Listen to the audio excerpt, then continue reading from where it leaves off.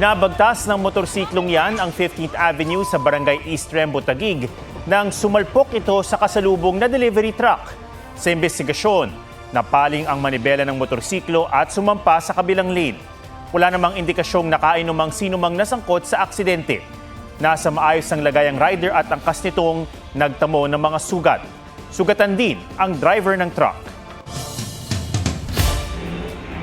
Sa Dumaguete City, tumilapon naman ang mga sakay ng isang motorsiklo nang bumangga sa isang multicab. Palabas sa noon ng gasolinahan ang multicab, sugatan ng mag-anak na sakay ng motorsiklo.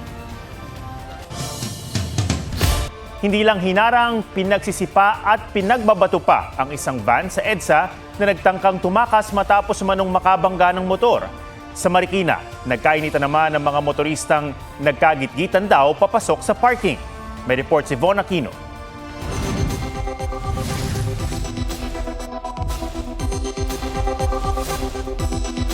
Sa gitna ng bangayan ng mga driver ng pick-up at ng kotseng yan, biglang lumabas ang isang lalaki mula sa puting sasakyan sa harap ng kotse at hinedlock ang driver ng pick-up. Ilang sandali lang lumabas ang babaeng sakay ng pick-up at hinatak ang isa pang babae mula naman sa kotse. Nagkagulo pang lalo ang mga sakay nila hanggang sa umawat na ang pasahero ng pick-up. Kuha ang viral video na yan kahapon sa Riverbanks Avenue sa Marikina City. Ayon sa pulisya, gitgitan sa pagpasok sa parking lot ang mitya ng gulo. May nauna pang sakyan sa kanila na nakapasok na. Okay po. Nakapasok na. Ngayon, sumusunod po itong pick-up natin, yung nasa left side.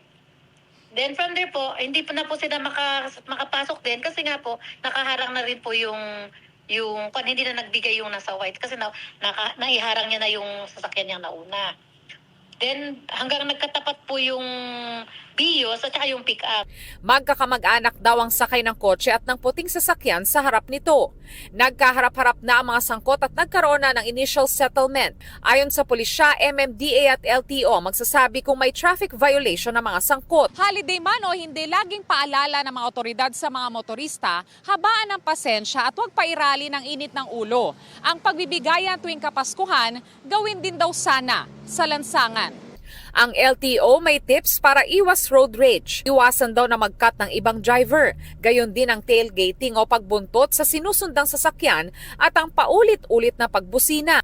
Huwag ding mag-dirty finger. Sakaling may makaengkwentrong mainit ang ulo, iwasang gumanti, huminga ng malalim at pababain ng pride. Sa bahagi naman ng EDSA Cubao, binato ng helmet at hinarang ng truck ang isang van. Pinagsisiparin ito ng isang lalaki. Tuluyang nakalis ang van na nakabangga pala ng rider kaya pinipigilang makatakas. Instead na uminto siya at tulungan yung kanya nabangga, nag-attempt po siya na tumakas at bumalik sa EDSA. Inisyohan ng Quezon City Traffic Enforcement Unit ang ticket ang nahuli ng van driver para sa reckless driving. Hawak na rin ng mga otoridad ang van. Nagkaayos na rin ang driver at ang nabangga niyang rider. Von Aquino nagbabalita para sa GMA Integrated News. Sa mga terminal o kaya'y sa kalsada na abutan ng Noche Buena ang ilang humahabol na makauwi. Sabay sa bisperas ng Pasko naman ang simula ng unang bahagi ng EDSA Rehabilitation. Silipin natin ang lagay ng trapiko sa live report ni Bea Pinlac. Bea? Atom, sarado na ang ilang linya ng EDSA dahil yan sa rehabilitation na nagsimula ngayong gabi. Handa na raw magbisperas ng Pasko sa kalsada ang ilang motorista dahil sa traffic na idudulot ng pagsisimula ng unang bugso ng EDSA Rehabilitation. 2 linya sa EDSA Taft ang sarado. Nakalatag na ang mga heavy equipment na gagamitin para sa reblocking at pag-aaspalto. Ayon sa DPWH, mga piling bahagi lang na kailangan ayusin ang isa sa ilalim sa rehabilitation. Magtutuloy-tuloy yan 24 oras hanggang January 5. Simula January 5 hanggang May 31, limitado na lang ang oras ng rehabilitation mula gabi hanggang madaling araw. Ay matinding traffic yan, pahirap yan. Pero okay lang kung maayos ang daan. Okay lang. Basta maayos ang kalsada. Wala tayong magawa, tiyagaan na lang. Kailangan talaga maayos na yan. Pero kailangan din na konting pasensya na lang sa mga motorista. Kung nahirapang dumaan sa EDSA pa South, Dagsa ng tao naman ang sumalubong sa mga terminal, tulad sa Parañaque Integrated Terminal Exchange o PITX. Hanggang nitong tanghali, umabot sa halos 80,000 ang pasaherong dumating sa PITX. Ang ilang malayuan ng trip, tiyak sa daan na aabuti ng Pasko. Kalsada. Oo, doon kami magno-Noche Buena, alas 12. Ang kailangan, kumita.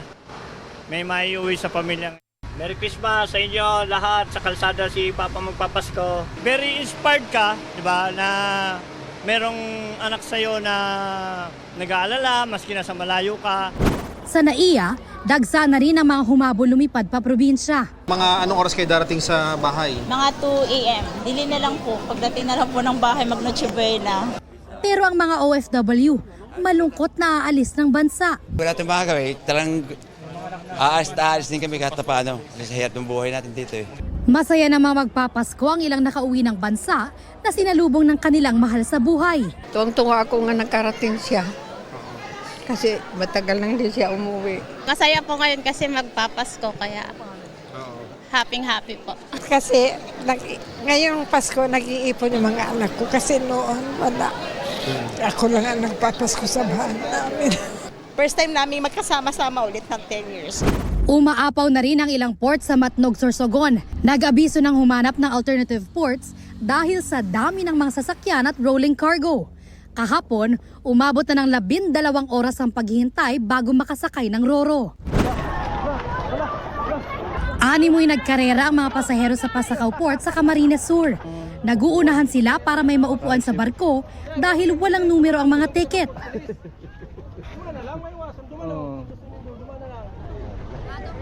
Pa rin ang number coding scheme dito sa Metro Manila hanggang bukas yan, December 25, araw ng Pasko.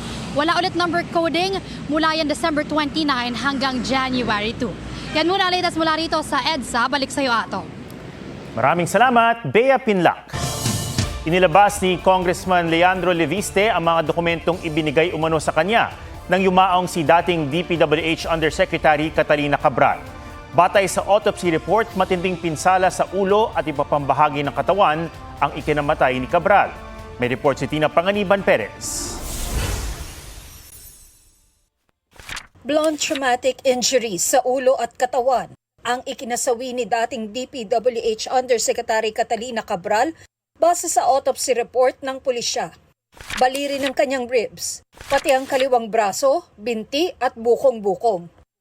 Bago natagpuan si Cabral sa bangin, nagpunta muna siya at kanyang driver na si Ricardo Hernandez sa isang hotel sa Baguio City. Nakuhanan sa CCTV ang pagdating nila sa hotel, pati na ang mga sandali nang bumalik ang kanyang driver para hanapin si Cabral. At base sa inventory sheet ng NBI sa mga gamit ni Cabral na nakuha sa hotel, bukod sa antidepressant, may mga nakita rin silang antipsychotic medication. May nakuha rin silang prescription medicine laban sa insomnia at sleeping aid supplements. May na-recover din sa kwarto na 13 pulgadang kutsilyo. Isa si Cabral sa mga itinuturing na mahalagang personalidad sa investigasyon ng maanumalyang flood control projects. Ayon sa kanyang abogado, maglalabas sila ng pahayag para sagutin ang lahat ng mga issue at akusasyon tungkol kay Cabral. Samantala, inilabas naman ni Batangas 1st District Representative Leandro Leviste ang mga file na ibinigay raw sa kanya ni Cabral. Sa isang Facebook post, sinabi ni Leviste na nakuha raw niya ang files matapos makipagpulong kay Cabral noong June 11 at noong August 11 matapos sumulat kay Nooy DPWH Secretary Manuel Bonoan. Kasama sa files na in-upload ni Leviste ang mga binigay raw sa kanya ni Cabral para ipaliwanag ang high-level budget allocation formula ni Cabral at ang baseline, balanced, managed parametric formula na ginamit sa pagbalangkas ng 2023 National Expenditures Program. Sa isang kasunod na post, inilabas naman ni Leviste ang binigay raw sa kanya ni Cabral na 2025 DPWH budget per district summary. May nakalagay ritong NEP restored na mahigit 401 billion pesos na ayon kay Leviste ay allocable o yung taon-taon anyang alokasyon na maaari i-allocate ng mga kongresista. Sa isa pang hiwalay na post, inilabas naman ni Leviste ang listahan ng 2025 DPWH budget kung saan nakalista ang mga tinatawag na allocable, outside allocable, DPWH initiated at Congress initiated. Nilinaw ni Leviste na ito ay galing sa ibang source mula sa DPWH. Pero makikitaan niyang tumutugma ang impormasyon sa binigay raw sa kanya ni Cabral. Sinusubukan pa naming kunin ang panig ng Department of Public Works and Highways kaugnay sa mga dokumentong inilabas ni Leviste. Tina Panganiban Perez, nagbabalita para sa GMA Integrated News. Patay matapos pagbabarili ng 2 security guard sa isang branch ng car dealership sa Quezon City. Nakahiga sa mga sofa at may mga tama sa ulo at leeg ang mga biktima. Binaril umano sila habang natutulog. Patuloy na tinutugis ang suspect na isa ring gwardya sa car dealership. Kwento ng saksing sales agent sa pulisya. Sinabihan siya ng suspect na samahan ito at may mga pupuntahan para patayin. Inaalam pa ang motibo sa krimen.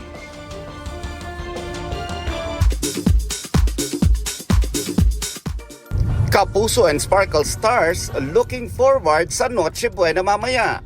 Leche flan. Spaghetti, maraming cheese, hotdog, lechon.